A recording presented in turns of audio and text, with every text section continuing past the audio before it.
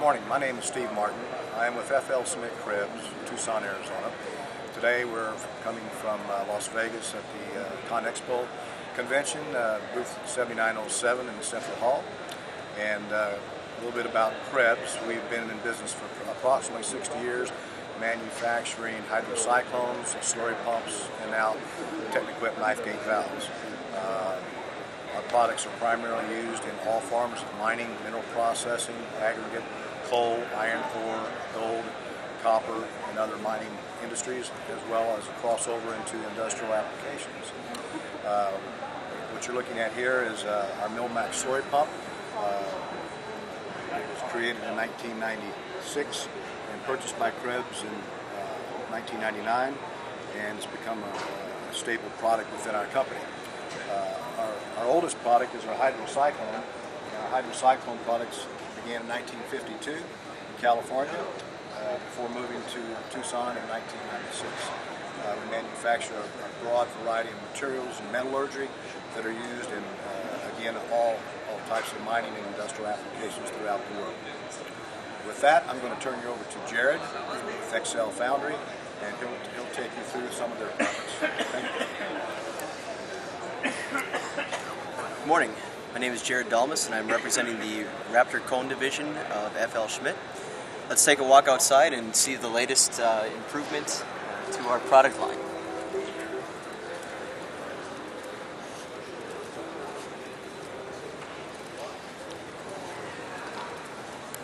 In October of 2009, we started the development of the XL500, which is the crusher we're about to see. In December of 2010 is when we completed the actual production of it in our manufacturing shop in Pekin, Illinois.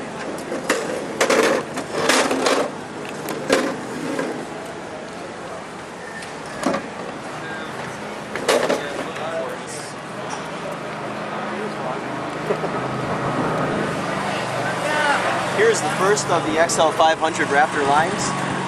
Again, this is serial number 1, so the audience that is viewing this is actually seeing the first crusher that ever produced in this horsepower range from FLSmidth. We're trying to really encompass a complete line of crushers. Prior to the XL500, we had a range from a 300 horsepower crusher up to a 2,000 horsepower crusher. So now we're trying to bridge some of the gaps to be able to offer a complete line to our customers. What we've done with the XL500 is we've brought in 2 different groups of engineering, one from the cone crusher division, and also collaborated with the engineering group from the gyratory division in Bethlehem, Pennsylvania. It's one of the benefits of FLSmidth bringing together a number of different product groups and engineering resources is we've been able to collaborate different ideas. Some of those ideas have evolved into new product developments on the cone crushers, specifically the tramp release system. Our new cylinders on the XL500 is one of those new features. We have a patent pending design where we've combined the design of the older fashioned dual acting cylinders that were attached at the top of the mainframe and at the bottom of the mainframe. We've combined that with the ideas of some of our larger mining duty crushers where we have hanging cylinders that are single acting tramp cylinders and a single acting clearing cylinder. Combine those strategies into one dual acting hanging cylinder design. What that allows us to do is significantly reduce the stress in the lower mainframe. It also allows us to combine 2 cylinders into one to reduce the number of components that the customers have to maintain. Some further ideas that we've developed with the gyratory division is an external countershaft box that can rotate to be able to lift the pinion up into the gear mesh.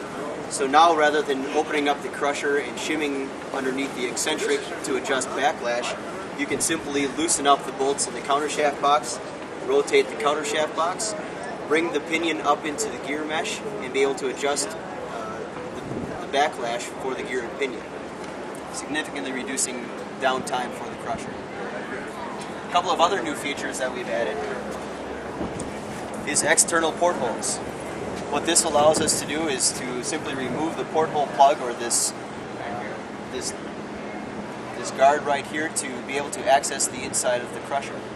We can then inspect the mainframe liners, the arm guards, and the countershaft box guards, as well as the rotating counterweight for excessive wear or potential arm buildup or material buildup in a sticky type application. So rather than having to access the crusher from underneath or open up the crusher from above, we can simply access it from outside the crusher, minimizing downtime and really significantly simplifying the inspection process for wear components.